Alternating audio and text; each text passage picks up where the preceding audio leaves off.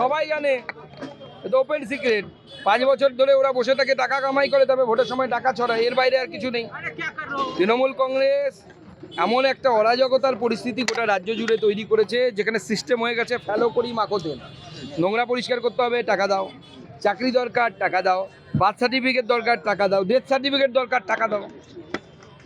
বীরভূমে কেন্দ্রীয় বাহিনীকে দেখা যাচ্ছে তৃণমূলের পার্টি অফিসে গ্রাম খেলছে। বলে দিয়েছে।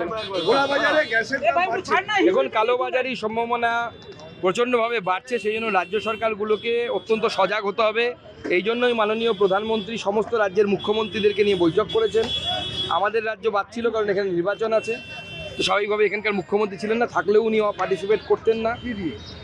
এই গ্যাসের কালোবাজারি যেন না হয়, পেট্রোপণ্যের। দেখুন, আমাদের প্রার্থী উনি হয়েছেন, আমার বিশ্বাস পানিহাটির মানুষ ওনার পাশে দাঁড়াবে, এবং ওনার মেয়ের সাথে যে অন্যায়, এখানকার তৎকালীন বিধায়ক যার ছেলে এবার প্রার্থী হয়েছে, সেই পাপকে সে ঘুরে নিয়ে বেড়াচ্ছে কাঁধে, সেই অন্যায়ের বিরুদ্ধে পানিহাটির মানুষ ওনাকে দুহাত তুলে আশীর্বাদ করবেন এবং সমর্থন করবেন। তিনি বলছেন কাকিমা। দেখুন, ফিরাজ হাকিম সাহেব যেখানেই যাবেন